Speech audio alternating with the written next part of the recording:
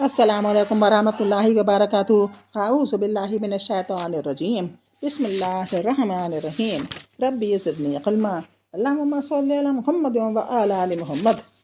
कल हमने पढ़ा था कि कुरैश का लश्कर सामान जंग तैयार कर रहा है और मदीने की तरफ चलने के लिए तैयार है। उसने बहुत ज़्यादा अपनी जंगी तैयारियां मुकम्मल करनी थी, बहुत ज़्यादा फ़ौज और बहुत ज़्यादा हथियार रख लिए थे। अब इस्लामी लश्कर की तरतीब और मैदान जंग के लिए रवानगी।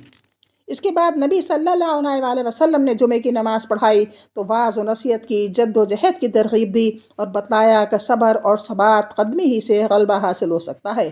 साथ ही हुक्म दिया कि दुश्मन से मुकाबले के लिए तैयार हो जाएं। ये सुनकर लोगों में खुशी की लहर दौड़ गई। इसके बाद जब आप सल्लल्लाहु अलैहि वसल्लम ने असर की नमाज़ पढ़ी तो इस वक्त तक लोग जमा हो चुके थे, हवाली के बाशिंदे भी आ चुके थे। नमाज के बाद आप सल्लल्लाहु अलैहि वसल्लम अंदर तशरीफ़ ले गए। साथ में अबू बकर और उमर रज़ी अल्लाह अन्हु भी थे। उन्होंने आप सल्लल्लाहु अलैहि वसल्लम के सर पर अमामा बांधा और लिबास पहनाया। आप सल्लल्लाहु अलैहि वसल्लम ने नीचे ऊपर 2 ज़िरहें पहनी, तलवार हमाइल की और हथियार से आरास्ता होकर लोगों के सामने तशरीफ़ लाए। लोग आप सल्लल्लाहु अलैहि वसल्लम की आमद के मुंतज़िर तो थे ही, लेकिन इस दौरान हज़रत साद बिन माज और सईद बिन हुज़ैर रज़ी अल्लाह अन्हु ने लोगों से कहा कि आप लोगों ने रसूल अल्लाह सल्लल्लाहु अलैहि वसल्लम को मैदान में निकलने पर ज़बरदस्ती आमादा किया है, लिहाजा मामला आप ही के हवाले कर दीजिए। ये सुनकर सब लोगों ने नदामत महसूस की और जब आप सल्लल्लाहु अलैहि वसल्लम बाहर तशरीफ़ लाए तो आप सल्लल्लाहु अलैहि वसल्लम से अर्ज़ किया कि या रसूल अल्लाह, हमें आप सल्लल्लाहु अलैहि वसल्लम की मुखालफत नहीं करनी चाहिए थी। आप सल्लल्लाहु अलैहि वसल्लम को जो पसंद हो वही कीजिए। अगर आप सल्लल्लाहु अलैहि वसल्लम को ये पसंद है कि मदीने में रहें तो आप सल्लल्लाहु अलैहि वसल्लम ऐसा ही कीजिए। रसूल अल्लाह सल्लल्लाहु अलैहि वसल्लम ने फरमाया, कोई नबी जब अपना हथियार पहन ले तो मुनासिब नहीं कि उसे उतारे ताकि अल्लाह इसके दरमियान और उसके दुश्मन के दरमियान फ़ैसला फरमा दे। जब तक अल्लाह उसके दरमियान और उसके दुश्मन के दरमियान फ़ैसला फरमा दे तब तक वो अपने हथियार ना उतारे। इसके बाद नबी सल्लल्लाहु अलैहि वसल्लम ने लश्कर को 3 हिस्सों में तकसीम फरमा दिया। महाजरीन का दस्ता, इसका परचम हज़रत मुसअब बिन उमैर दस्तरी रज़ी अल्लाह अन्हा को दिया। कबीला अवस अंसार का दस्ता, इसका अलम हज़रत उसैद बिन हुज़ैर रज़ी अल्लाह अन्हा को अता फरमाया। कबीला खज़रज अंसार का दस्ता, इसका अलम हबाब बिन मुंज़िर रज़ी अल्लाह अन्हा को अता फरमाया। पूरा लश्कर 1000 मर्दान जंगी पर मुश्तमिल था, जिनमें 100 ज़िरह पोश और 50 शहसवार, और कहा जाता है कि शहसवार कोई भी न था। हज़रत इब्न उम्म मक्तूम रज़ी अल्लाह अन्हा को इस काम पर मुकर्रर फरमाया कि वो मदीने के अंदर रह जाने वाले लोगों को नमाज पढ़ाएंगे। इसके बाद कूच का ऐलान फरमा दिया और लश्कर ने शुमाल का रुख किया। हज़रत साद बिन माज और साद बिन अबादा रज़ी अल्लाह अन्हा ज़रा पहने नबी सल्लल्लाहु अलैहि वसल्लम के आगे आगे चल रहे थे। सनी तल विदा से आगे बढ़े तो एक दस्ता नजर आया जो निहायत उम्दा हथियार पहने हुए था और पूरे लश्कर से अलग थलग था। आप सल्लल्लाहु अलैहि वसल्लम ने दरियाफ्त किया तो बतलाया गया कि खजरज के हलीफ यहूद हैं जो मुशरिकीन के खिलाफ शरीक जंग होना चाहते हैं। आप सल्लल्लाहु अलैहि वसल्लम ने दरियाफ्त फरमाया, क्या ये मुसलमान हो चुके हैं? लोगों ने कहा नहीं। इस पर आप सल्लल्लाहु अलैहि वसल्लम ने अहले मुशरिक के खिलाफ अहले कुफर की मदद लेने से इनकार कर दिया। लश्कर का मायना। फिर आप सल्लल्लाहु अलैहि वसल्लम ने शेखान नामी एक मुकाम तक पहुंचकर लश्कर का मायना फरमाया। जो लोग छोटे या नाकाबिले जंग नज़र आए इन्हें वापस कर दिया। उनके नाम ये हैं हज़रत अब्दुल्ला बिन उमर, उसामा बिन ज़ैद, असैद बिन ज़हीर, ज़ैद बिन साबित, ज़ैद बिन अरकम, अराबा बिन अवस, उमरो बिन हज़म, अबू सईद खजरी, ज़ैद बिन हारसा अंसारी और साद बिन हब्बा रज़ी अल्लाह अन्हम। इसी फहरिस्त में हज़रत बरा बिन आज़िब रज़ी अल्लाह अन्हा का नाम भी जिक्र किया जाता है, लेकिन सही बुखारी में इनकी जो रवायात मज़कूर है इससे वाज़ा होता है कि वो उहद के मौके पर लड़ाई में शरीक थे। अलबत्ता सिग़र सिन्नी के बावजूद حضرت رافع بن خدیج اور سمرہ بن جنزب رضی اللہ عنہم کو جنگ میں شرکت کی اجازت مل گئی۔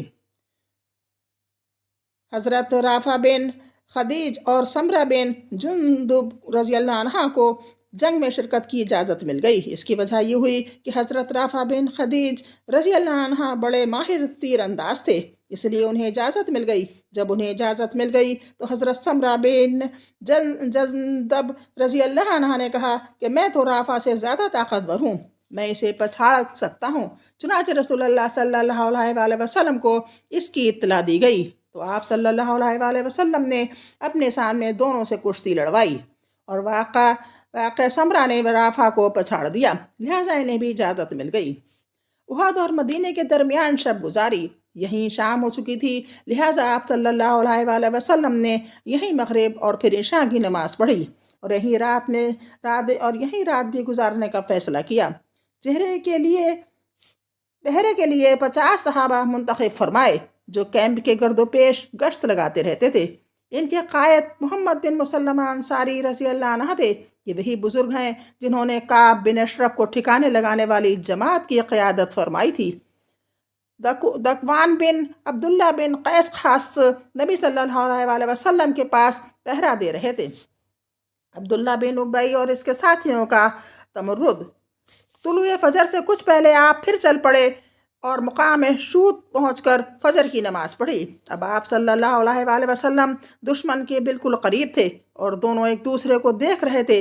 یہیں پہنچ کر عبداللہ بن ابی منافق نے تمرد اختیار کیا اور کوئی ایک تہائی لشکر یعنی 300 افراد کو لے کر یہ کہتا ہوا واپس چلا گیا کہ ہم نہیں سمجھتے کہ کیوں خواہ مخواہ اپنی جان دیں۔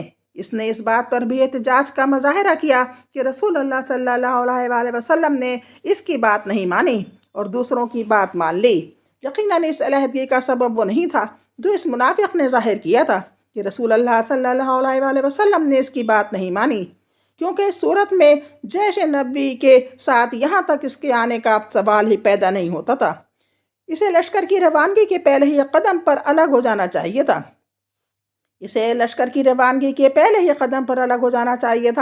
لیے حقیقت وہ نہیں جو اس نے ظاہر کی تھی، بلکہ حقیقت یہ تھی کہ وہ اس نازک موڑ پر الگ ہو کر اسلامی لشکر میں ایسے وقت اضطراب اور کھلبلی مچا دینا چاہتا تھا جب دشمن اس کی ایک ایک نقل و حرکت دیکھ رہا ہو، تاکہ ایک طرف تو عام فوجی نبی صلی اللہ علیہ وآلہ وسلم کا ساتھ چھوڑ دیں اور جو باقی رہ جائیں وہ ان کے حوصلے ٹوٹ جائیں، اور دوسری طرف اس منظر کو دیکھ کر دشمن کی ہمت بندھے اور اس کے حوصلے بلند ہوں۔ لہٰذا یہ کارروائی نبی صلی اللہ علیہ وآلہ وسلم اور ان کے مخلص ساتھیوں کے خاتمے کی ایک مؤثر تدبیر تھی، جس کے بعد اس منافق کو توقع تھی کہ اس کی اور اس کے رفقا کی سرداری اور سربراہی کے لیے میدان صاف ہو جائے گا۔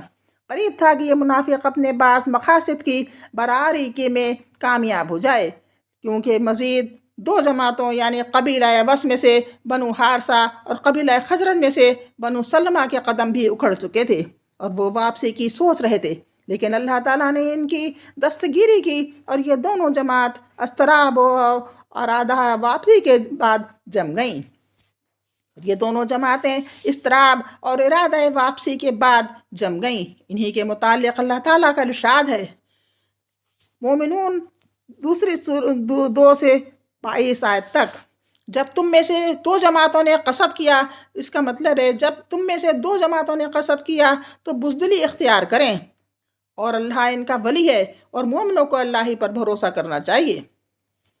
بہرحال منافقین نے واپسی کا فیصلہ کیا تو اس نازک ترین موقع پر حضرت جابر رضی اللہ عنہ کے والد حضرت عبداللہ بن حرام رضی اللہ عنہ نے انہیں ان کا فرض یاد دلانا چاہا۔ چنانچہ موصوف انہیں ڈانٹتے ہوئے واپسی کی ترغیب دیتے ہوئے اور یہ کہتے ہوئے ان کے پیچھے پیچھے چلے کہ آؤ اللہ کی راہ میں لڑو یا دفاع کرو، مگر انہوں نے جواب میں کہا اگر ہم جانتے کہ آپ لوگ لڑائی کریں گے تو ہم واپس نہ ہوتے۔ یہ جواب سن کر حضرت عبداللہ بن حرام رضی اللہ عنہ ہی کہتے ہوئے واپس ہوئے کہ او اللہ کے دشمنوں، تم پر اللہ کی مار، یاد رکھو اللہ اپنے نبی صلی اللہ علیہ وآلہ وسلم کو تم سے مستثنی کر دے گا۔ تیسری سورت 167 آیت۔ جس کا مطلب ہے اور تاکہ اللہ انہیں بھی جان لے جنہوں نے منافقت کی اور ان سے کہا گیا کہ آؤ اللہ کی راہ میں لڑو اور آؤ اللہ کی راہ میں لڑائی کرو یا دفاع کرو، تو انہوں نے کہا کہ اگر ہم لڑائی جانتے تو یقیناً تمہاری پیروی کرتے۔ یہ لوگ آج ایمان کی بنسبت کفر کے زیادہ قریب ہیں، منہ سے ایسی بات کہتے ہیں جو دل میں نہیں ہے، اور یہ جو کچھ چھپاتے ہیں اللہ اسے جانتا ہے۔ آج بس اتنا ہی، انشاءاللہ کل پھر ملاقات ہوگی، آگے کا پڑھا جائے گا۔